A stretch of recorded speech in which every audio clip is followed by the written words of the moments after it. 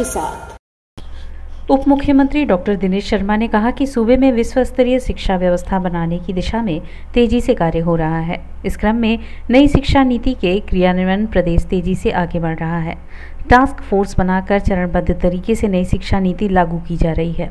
गुणवत्ता युक्त शोध के लिए सभी विश्वविद्यालयों में शोधपीठ बनाई गई है। इस प्रकार उत्तर प्रदेश को ज्ञान के केंद्र के रूप में विकसित करने की दिशा में काम चल रहा है।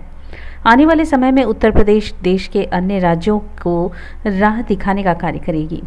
वह शनिवार को कचहरी स्थित सर्किट हाउस में मीडिया से मुखातिब थे। उन्होंने बताया कि यूपी की सरकार ने सूबे की शिक्षा व्यवस्था को नया आयाम दिया है। 4.5 साल के कार्यकाल में सरकार द्वारा उल्लेखनीय कार्य हुए। इस दौरान 4.5 लाख बेरोजगारों को नौकरी दी गई। इसमें 1.5 लाख शिक्षक भी शामिल हैं।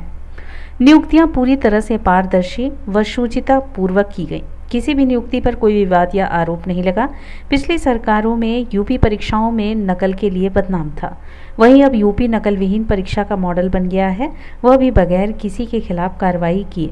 अब परीक्षाएं नकल विहीन हो रही हैं। सीसीटीवी कैमरा, अन्य तकनीकी माध्यमों से परीक्षाएं अब पूरी सूचित के साथ हो रही है। यही नहीं, सूबे में अब एनसीईआरटी का पाठ्यक्रम लागू किया गया। एक समग्र विकास की जो धारा है पूरे प्रदेश में प्रवाहित हुई है। विगत 4.5 वर्षों में हर क्षेत्र में, जिसको हम दूसरे शब्दों में कहते हैं कि पूरे भारतवर्ष में उत्तर प्रदेश का डंका बजा है। आज आत्मनिर्भर भारत की जो माननीय प्रधानमंत्री जी की परिकल्पना थी, वो उत्तर प्रदेश में साकार हो रही है।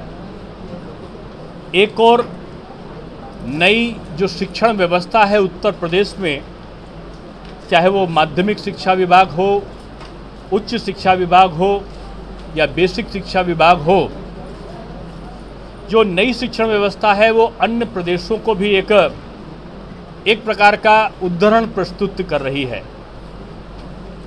आज शिक्षा तंत्र में लाए गए बदलावों से उत्तर प्रदेश में जो नौजवान हैं, जो विद्यार्थी और छात्र हैं, उनकी तरक्की के नए द्वार खुले हैं। आज सरकार ने जो गुरु है, शिक्षक है, उसकी गरिमा को प्रतिस्थापित करने का पूरा प्रयत्न इन 4.5 वर्षों में किया है। इसके पूर्व डॉक्टर शर्मा ने बाबा विश्वनाथ दरबार में मत्था टेका। इसके बाद वे अपने दिवंगत मित्र और बीजेपी नेता स्वर्गीय मार्कंडेय के परिजनों से मिलने बुलानाला उनके आवास पहुंचे, जहां परिजनों से मिलने के बाद मीडिया से मुखातिब हुए। इस दौरान उन्होंने विपक्ष पर जहां जमकर निशाना साधा, तो वहीं अपने काशी दौरे को लेकर भी चर्चा की। विश्वविद्यालयों की परीक्षाएं समाप्त हुई हैं। आगे की परीक्षा कैसे हो और नई शिक्षा नीति कैसे लागू हो, और कल शिक्षक दिवस में सभी जगह 75 शिक्षकों को सम्मानित करने का कार्यक्रम पूरे प्रदेश में है। ये सारी चीज़ें रखी हैं और साथ में संस्कृत का उन्नयन कैसे हो, संस्कृत विश्वविद्यालय के बारे में और तमाम चीज़ों के बारे में भी अभी हम लोग चर्चा करके निर्णय लेंगे। मार्कंडेय वर्मा जी हमारे जो नमामि गंगे के संयोजक थे, मेरे युवा मोर्चा के अध्यक्ष के कार्यकाल से मेरे बहुत निकट थे, और चूँकि मुझे भी कोरोना हो गया था, मैं नहीं आ पाया था, इसलिए आज उनके परिवार में आया हूँ। ईश्वर उनकी आत्मा को सद्गति दे। आज अभी प्रेस वार्ता है, उसमें विभिन्न मुद्दों पर हम लोग। मुख्यमंत्री साहब, जिस तरह से फिरोजाबाद, कानपुर और नोएडा जैसे शहरों में वायरल बुखार, देखिए 100 से ज़्यादा जो मौसमी बीमारियाँ होती थीं और जो संचारी रोग कई जगह पर, कई जिलों में देखने में आते थे, सरकार ने पूरी तरीके से तत्परता के साथ काम किया है। हमारे मंत्रीगण, हमारे मुख्यमंत्री जी और तमाम लोग घटनास्थल पर गए हैं। आज सारे नोडल अधिकारी, जो वरिष्ठ IAS अधिकारी, प्रमुख सचिव और अपर मुख्य सचिव लेवल के हैं, एक जिलों में सबको लगाया गया है। 4-4, 5-5 दिन रह के जो भी नियंत्रण के सर्वाधिक उपाय हो सकते हैं उनको करेंगे। कोरोना के लिए जो आरक्षित बेड्स थे, जिसमें ऑक्सीजन और वेंटिलेटर तमाम चीज़ों की उपयोग है, उनमें भी जो आधुनिक टेक्निक और टेक्नोलॉजी के साथ जो आधुनिक दवाओं का प्रयोग हम कर सकते हैं उन रोगों के लिए, उनकी व्यवस्था पूरे प्रदेश में की गई है। और पूरा विश्वास है कि इस बीमारी को हम फैलने से रोकने में सफल होंगे। प्रियंका गांधी तो कह रही हैं कि सेकेंड वेव से भी सबक नहीं लिया सरकार ने, और कहीं ना कहीं सरकार बहुत गलती कर रही है। मुझको लगता है कि वो अपनी विभिन्न जो बारंबार उनकी हार हो रही है, कुछ लोगों की, मैं नाम उनका नहीं ले रहा हूँ, उससे वो लोग सबक नहीं ले रहे हैं। घर में बैठकर ट्वीट करना और वास्तव में स्थानों में पहुंचकर व्यवस्था करना, ये अगर किसी को सीखना है तो स्थल पर जाके कैसे व्यवस्था की जाए, तो हमारे मुख्यमंत्री और हमारी सरकार से उसको प्रेरणा लेनी चाहिए। लेकिन अखिलेश यादव भी कह रहे हैं कि सरकार प्रचार में व्यस्त है, मौतें लगातार लगता है कि सबको फ्रस्ट्रेशन है।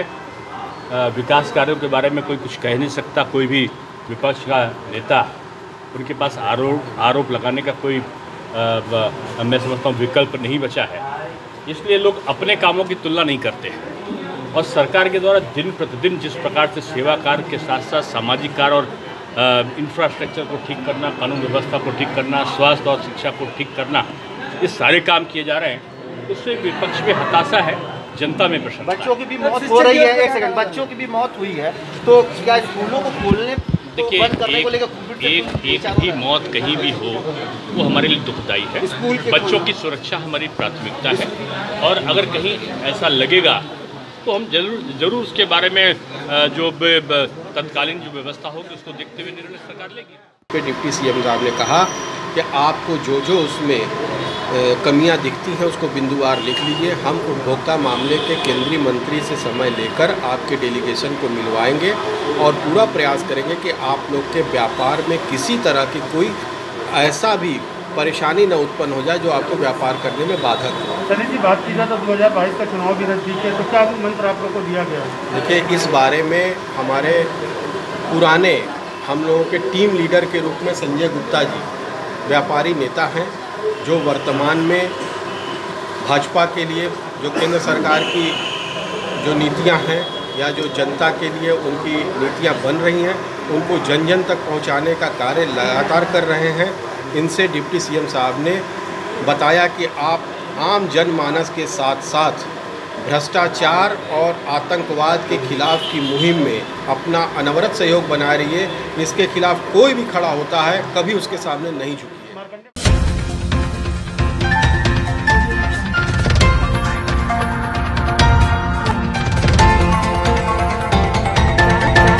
लाइव, सच के साथ।